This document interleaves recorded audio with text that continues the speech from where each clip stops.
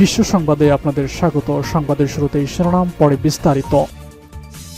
এদিকে সিরিয়ায় অনুপ্রবেশ করে ইসরায়েলের তাণ্ডব। আর থাকছে, ইরাকে যেমন হয়েছিল ইরানেও তেমন হবে, হুঙ্কার ট্রাম্পের। এদিকে ইউরেনিয়াম সমৃদ্ধকরণে যুদ্ধবিরতির ইঙ্গিত ইরানের। আর থাকছে, পাকিস্তানে সেনাবাহিনীর ব্যাপক অভিযানে ভারতীয় পক্সি গোষ্ঠীর 34 সদস্য নিহত। সর্বশেষ জানিয়ে দিব, বঙ্গোপসাগরে 42 যুদ্ধ জাহাজ নিয়ে ভারতীয় নৌবাহিনীর মহড়া। সিরিয়ায় অনুপ্রবেশ করে ইসরায়েলের তাণ্ডব। সিরিয়ার দক্ষিণ পূর্বাঞ্চলীয় কুনেত্রা প্রদেশে ইসরায়েলি সেনাবাহিনীর কয়েক ডজন সামরিক যান অনুপ্রবেশ করেছে।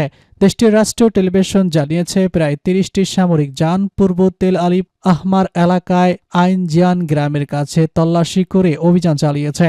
বৃহস্পতিবার আল জাজিরার এক প্রতিবেদনে এসব তথ্য জানানো হয়েছে। বার্তা সংস্থা সানা জানিয়েছে, ইসরায়েলি বাহিনী বারিকা গ্রামের কাছে পৌঁছে এক তরুণ সিরিয়ান নাগরিক ভেড়া চড়ানোর সময় আটক করে নিয়ে গেছে। আরেক ঘটনায় 3 জন ইসরায়েলি সামরিক যান অস্থায়ীভাবে তাঁবু ধরা সহ খামার এলাকায় প্রবেশ করেছে।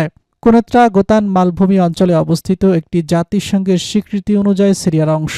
তবে 1967 সালের 6 দিনের যুদ্ধের সময় ইসরায়েল গোলানের পশ্চিমাংশের প্রায় 1,200,000 বর্গ কিলোমিটার এলাকা দখল করে। পরবর্তীতে 1973 সালের ইয়েমেন কাপুর যুদ্ধে সিরিয়া অঞ্চলটি পূর্ণ দখলের চেষ্টা করলেও ব্যর্থ হয়।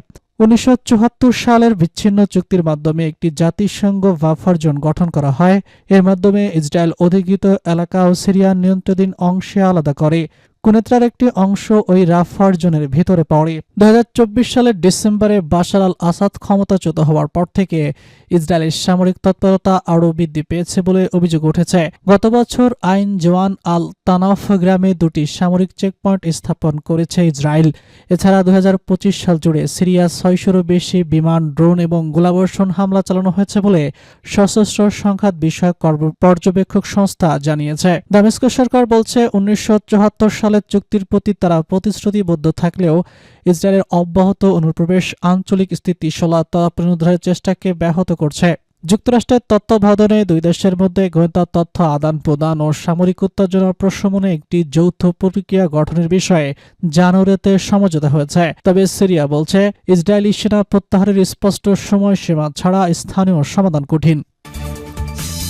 ইরাকে যেমন হয়েছিল ইরানেও তেমনই হবে।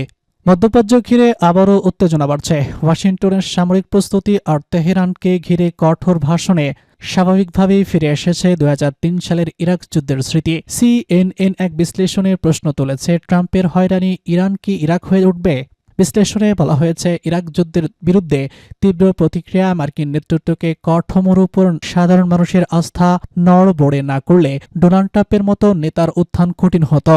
সে প্রেক্ষাপটে ইরানের সম্ভাব্য সামরিক পদক্ষেপের আলোচনা এক ধরনের ঐতিহাসিক গ্রুপ হিসেবেই দেখা হচ্ছে। ডোনাল্ড ট্রাম্প এখনও ইরানে হামলার চূড়ান্ত সিদ্ধান্ত নিয়েছে এমন তথ্য নেই। তবে তার নির্দেশ, এই অঞ্চলে বড় ধরনের নৌ ও বিমান শক্তি মোতায়েন করা হয়েছে, যা ইরাক আক্রমণের পর সবচেয়ে বড় সামরিক সমাবেশ বলে উল্লেখ করা হয়েছে। 2003 সালে সেই অভিযানে সাদ্দাম হাসানকে ক্ষমতাচ্যুত করা হয়েছিল।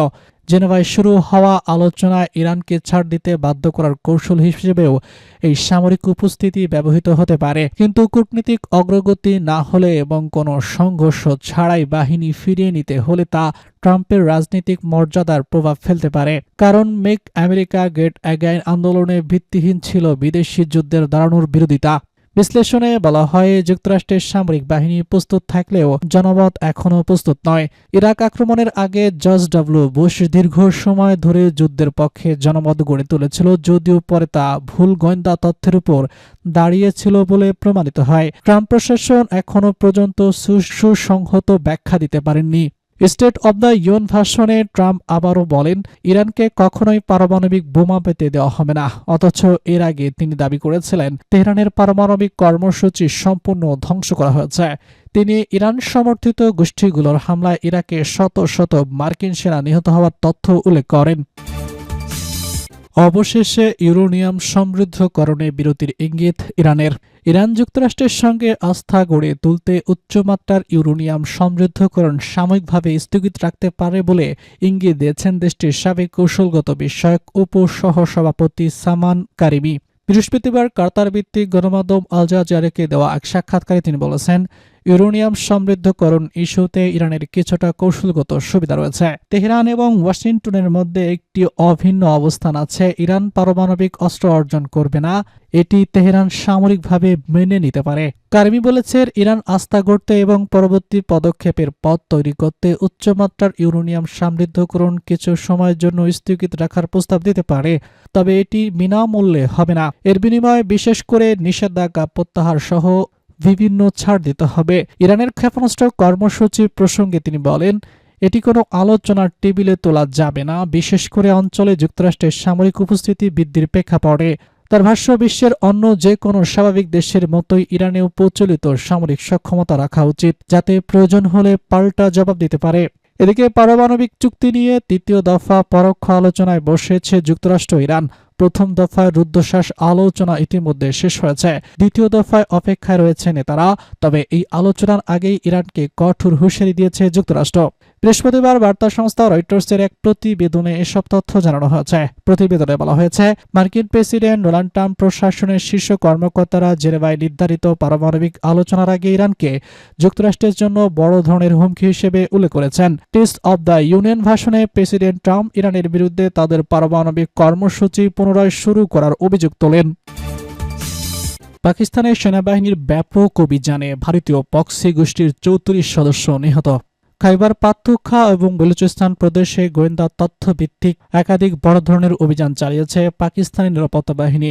এসব অভিযানে 34 জন ভারতীয় প্রক্সি গোষ্ঠীর সদস্য নিহত হয়েছে বলে জানিয়েছে দেশটির সামরিক বাহিনীর মিডিয়া শাখা। বুধবার এক বিবৃতিতে এই তথ্য জানায়। মূলত পাকিস্তানি নিরাপত্তা বাহিনীর বিরুদ্ধে দীর্ঘদিন ধরে একের পর এক হামলা চালিয়ে আসছে তেহরিক-ই-তালিবান পাকিস্তান, এই ধরনের আরও কিছু সশস্ত্র গোষ্ঠী। এসব গোষ্ঠীকে ভারত সহায়তা এবং সমর্থন দিয়ে থাকে বলে অভিযোগ করে আসছে পাকিস্তান। এজন্য তারা এসব গোষ্ঠীকে ভারতীয় প্রক্সি বাহিনী ফিতনা আল খাওয়াজিরি এবং ফিতনা আল হিন্দুস্তান নামে হিসেবে আখ্যায়িত করেছে। আইএসপিআর বিবৃতিতে জানিয়েছে, সশস্ত্র গোষ্ঠীগুলোর নির্মূল করার লক্ষ্য তাদের অভিযান চালানো হয়েছে এবং অভিযান এখনও চলবে এবং আরও চলবে বলে জানিয়েছেন তারা। বিবৃতি অনুযায়ী গত 24শে ফেব্রুয়ারি কেপিতে 4টি পৃথক সংঘর্ষে ফিতনা আল খাওয়ারিজের 26 জন সন্ত্রাসী নিহত হয়। একই সময় বেলুচিস্তানের শামজাদা এলাকায় পরিচালিত এক অভিযানে ফিতনা আল হিন্দুস্তানের 8 জন সন্ত্রাসী নিহত হয়। আইএসপিআর আরও জানায়, পাকিস্তান আফগানিস্তান সীমান্ত দিয়ে অনুপ্রবেশের চেষ্টা করা একদল খারেজি সন্ত্রাসীর গতিবিধি নিরাপত্তা বাহিনীর নজরে আসে। এরপর নির্ভুল এবং দক্ষ অভিযানের ভারতীয় প্রক্সি বাহিনীর এক সদস্যকে হত্যা করা হয়। নিহত ওই সন্ত্রাসী একজন আফগান নাগরিক হিসেবে শনাক্ত করা হয়েছে বলেও উল্লেখ করা হয় বিবৃতিতে। বঙ্গোপসাগরে 42 যুদ্ধজাহাজ নিয়ে ভারতীয় নৌবাহিনীর মহড়া। ভারতীয় নৌবাহিনীর বহুজাতিক সামুদ্রিক মহড়া মিলান 2026 বুধবার শেষ হয়েছে। বঙ্গোপসাগরে সপ্তাহব্যাপী এই মহড়ায় 42টি যুদ্ধজাহাজ ও সাবমেরিন এবং 29টি সামরিক যুদ্ধজাহাজ অংশ নেয়। বন্ধুত্বপূর্ণ 18টি দেশের নৌজাহাজও এতে অংশগ্রহণ করে। বৃহস্পতিবার ভারতীয় গণমাধ্যম এনডিটিভির প্রতিবেদনে এসব তথ্য জানানো হয়। ক্যারিডিও কোঅপারেশন জেনারেশন প্রতিপাদ্যে আয়োজিত এই মহড়ার সমাপনী অনুষ্ঠান আয়োজিত হয় ভারতের নিজস্ব প্রযুক্তিতে নির্মিত বিমানবাহী রণতরী ইউএস সংক্রান্ত এর ডেকে। এই অনুষ্ঠিত হয় বিশাল সংখ্যক উপকূলের কাছে।